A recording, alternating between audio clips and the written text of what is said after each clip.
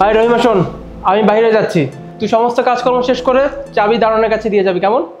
জি sir, আপনি কোনো চিন্তা করবেন না, আমি আমার সকল কাজ শেষ করে তারপর চাবি বুঝিয়ে দিয়ে যাব। ঠিক আছে।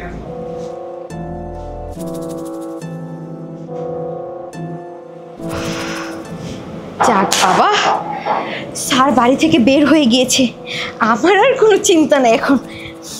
তাড়াতাড়ি করে আগে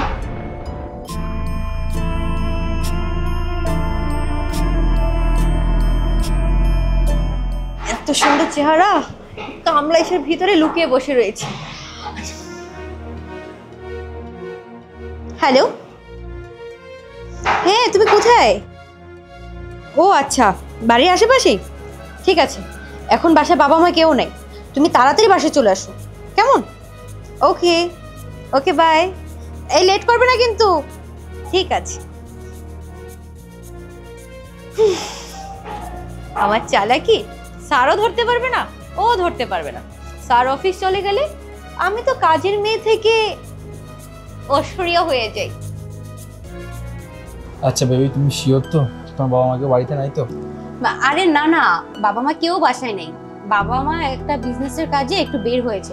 তুমি এসব নিয়ে কোনো চিন্তা করো না তো, আমি সকল কিছু দেখে শুনে বুঝেই তোমাকে বাসায় ডেকেছি, না হয় কি এত সাহস হতো তোমাকে বাসায় ডাকার, বলো? সেটা। আচ্ছা শুনো না, নেক্সট মান্থে তো আমার বার্থডে, তোমার না আমাকে কথা দিয়েছিলে আমাকে একটা আইফোন 16 প্রো ম্যাক্স কিনে দিবে, দিবে তো? আরে বাবা, সব কিছু মনে আছে, একমাত্র গার্লফ্রেন্ডের আমার বার্থডে, তার আইফোন না দিয়ে পারি বলো? তোমাকে আমি যা যা বলেছি, আমি তোমাকে আইফোন 16 প্রো ম্যাক্স গিফট করবো, কোনো সমস্যা নেই। ওরে সো সুইট। ও ভাই, এমন একটা বয়ফ্রেন্ড থাকলে। একটা মিনিট, একটা ফোন এসেছে। হ্যালো রহিমা, কাজ শেষ করা হয়ে গেলে চাবি কিন্তু দারোয়ানের কাছে দিয়ে যাবি, মনে থাকবে? হ্যাঁ হ্যাঁ, আমি চাবি বুঝিয়ে দিয়ে যাব, চাবি দিয়ে যাব। ঠিক আছে, ওকে। কি ব্যাপার, তুমি ফোনে কাকে বললে চাবি দিয়ে যাওয়ার কথা? আরে বাবা, কাকে আবার, বাবা মা বের হয়েছে না, এখন বলেছে যে আমি যদি বাসা থেকে বের হই তাহলে যেন চাবিটা বুঝিয়ে দিয়ে যাই। আমার তো ঠিক ঠিকানা নেই কখন বের হয়ে এদিক সেদিকে একটু ঘোরাফেরা করে আসি, এই আর কি। আচ্ছা তো শোনো না, অনেক তো হয়েছে, আমি যে জন্য এত কষ্ট করে এখানে আসছি সে কাজটা শুরু করি।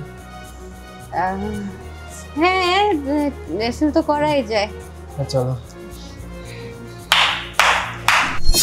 বাহ বাহ বাহ বাহ বাহ বাহ, কত সুন্দর দৃশ্য রে ভাই, মানে আরেকটু হলে তো মনে হচ্ছিল লাইভ পড়া আমি আবার নিজের চোখে দেখতেছি। হ্যাঁ, এগুলো কি রে ভাই? স্যার আপনি আপনি চলে আসছেন মানে? এই তুমি ওকে স্যার কেন বলছো? হ্যাঁ, এই তুমি রাখো তো, স্যারকে স্যার বলবো না তো কি বলবো? স্যার আপনি মানে হঠাৎ করে এই সময় চলে আসছেন, আপনি তো এখন আসার কথা না। আরে থামবে তুমি, স্যার স্যার কি বলছো তুমি এগুলো? স্যার কেন হবো তোমার?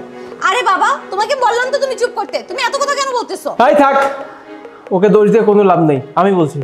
ভাই শোন, তুই এতদিন যে মেয়েটার সঙ্গে সম্পর্ক ছিলি, এই মেয়েটার আসল পরিচয় কি তুই জেনেছিস? আদৌ পরিচয় না জেনে তো হুটহাট করে রিলেশনে ঝাঁপিয়ে পড়েছিস। এখন আমি বলছি তোকে, তুই শোন, যে মেয়েটার সঙ্গে এতদিন তুই রিলেশনে ছিলিস, সে মেয়েটা আর কেউ না, সে হচ্ছে আমার বাড়ির কাজের মেয়ে। বিগত 6 মাস যাবৎ সে আমার বাড়িতে কাজের মেয়ে জব করে, আর তুই কিনা একজন কাজের মেয়ের সঙ্গে এতদিন রিলেশনে ছিলিস। অবশ্য তোর দোষ দিয়ে কোনো লাভ নেই রে ভাই, যত সুন্দরভাবে ও নিজেকে পরিপাটি করে রাখছে, বুঝছিস? তুই কেন, যে কোনো ছেলেই তো হাবুডুবু খাবে রে ভাই। ওই যে কথা আছে না, উপরে ফিটফাট ভিতরে সদরঘাট, কিন্তু ওর তো দেখি ভাই ভেতরে মাশাআল্লাহ উপরে সদরঘাট। মানে আমার বাসা যতক্ষণ কাজ করে এমনভাবে থাকে, বোঝার কোনো অপশন নাই। কিন্তু আজকে তো আমি পুরো চিচিং ফাঁক। হ্যাঁ, পুরো সত্যি তো আমার চোখের সামনে চলে আসলো। মানে ও কি সত্যি বলছে? হ্যাঁ, তুমি এই বাসার কাজের লোক? আরে আমি কতটা সাইকো হতে পারলে এর মধ্যে একটা মেয়ের সঙ্গে দিনের পর দিন প্রেম করে গেছে, আর তুমি তুমি একেবারে তুমি আমাকে দিনের পর দিন ঠকাই গেছো। তুমি বলেছিলে যে তোমার বাবার বিজনেস আছে, তোমার বাবা অনেক টাকার মালিক, এই বাড়ি নাকি তোমাদের। আজকে তার মুখ থেকে শুনতে হলো যে তুমি এবারে একটা সামান্য কাজের মেয়ে। হ্যাঁ, আর তুমি সামান্য কাজের মেয়ে হয়ে আমার সঙ্গে আসছো প্রেম করতে। এই কি করছো তুমি? নিজেকে কি ভাবছো বলো? তোমার টেস্টেশন আমার সাথে যায় কখনো? তোমার লেভেল আমার রিঅ্যাকশন যায় কখনো বলো? আরে বাবা, ভালোবাসার মধ্যে তুমি লেভেল কেন খুঁজতেছো? আমি তোমাকে ভালোবাসি কাবির, দেখো আমি যা করছি তোমাকে ভালোবেসে করেছি, প্লিজ তুমি আমাকে ছেড়ে যেও না। রাখ তোর ভালোবাসা, মানে আমি কতটা সাইকো তোর মতো একটা মেয়ের সঙ্গে প্রেম করে গেছে। ভাই আই এম এক্সট্রিমলি সরি ভাই, আমি যদি জানতাম এটা আপনার বাসা তাহলে কখনোই আমি আসতাম না। আমি চলে যাচ্ছি এখনই ভাই, কিন্তু যাওয়ার আগে আমি ওই কিছু কথা বলে যেতে চাই ভাই।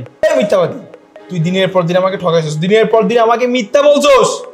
তুই মোটেও কাজ ঠিক করিস না। আমি তোকে ভালোবাসছিলাম, কিন্তু তুই আমার সাথে যেটা করতেছিস না, অনেক বড় একটা প্রতারণা করছিস। এই কাজটা করা তোর মোটেও ঠিক হয়নি। তুই না এর জন্য অনেক বড় পস্তাবি, মাথা রাখিস কথাটা। দেখো আমি তো বললাম আমি যা করেছি তোমাকে ভালোবেসে করেছি, তারপর কেন তুমি এরকম করছো? দেখো কাবির, তুমি আমাকে ছেড়ে যেও না প্লিজ, প্লিজ কাবির, আমাকে বোঝার চেষ্টা করো। এই স্টপ! এই তোর ভালোবাসা? হ্যাঁ, তুই দিনের পর দিন আমাকে মিথ্যা বলছিস, মিথ্যা বলে আমার সাথে প্রেমের অভিনয় করছিস। এই তোর ভালোবাসা? হ্যাঁ, আজকে যদি আমার টাকা পয়সা না থাকতো তুই আমাকে সে আরেকটা ছেলেকে ধরতিস, ধরতিস না? বল, তুই কাজটা মোটেও ঠিক করিস না। আরেকটা কথা, আজকের পর থেকে ফাদ্দার আমার সঙ্গে যোগাযোগ করার চেষ্টা করবি না, বোঝা গেছে কি বলছি? যোগাযোগ করতে দূরে থাক। যদি আমার 30 সময় তোকে একবার দেখছি না, সত্যি তোর অনেক সমস্যা হয়ে কিন্তু আমি যে কত খারাপ সেটা সেদিনকে দেখিয়ে দেবো। ভালো থাকিস তুই। কাবির,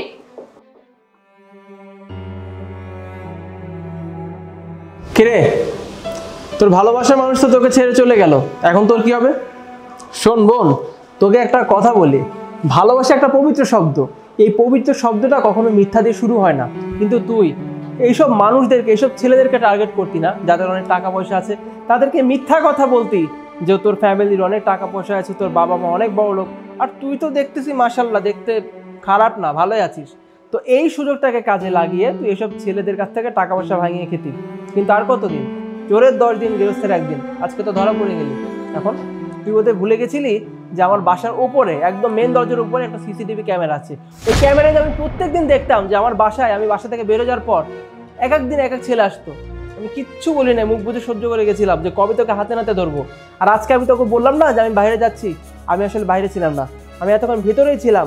আমি দেখছিলাম তুই কত দূর যাস। কিন্তু আর একটু আমার যদি আসতে দেরি হতো তাহলে তো মানে আমি চোখের সামনে কি দেখতাম আল্লাহ মালিক জানে। এখন তোর কি হবে বোন? শোন, তো যা করা তুই করছিস, আমার বাসায় আমি তোর মতো কাজের মেয়েকে রাখবো না বোন। তুই ভালোই আমার বাসা থেকে চলে যা, নাহলে কিন্তু আমি পুলিশ ডাকতে বাধ্য হবো। না না ভাইয়া, পুলিশে দেওয়ার দরকার নেই, আমি চলে যাচ্ছি। বাবা রে বাবা, মানুষজন যে আজকাল এত নাটক জানে, আজকাল কাজের মেয়েরাও এত স্মার্ট হয়, বাপ রে বাপ।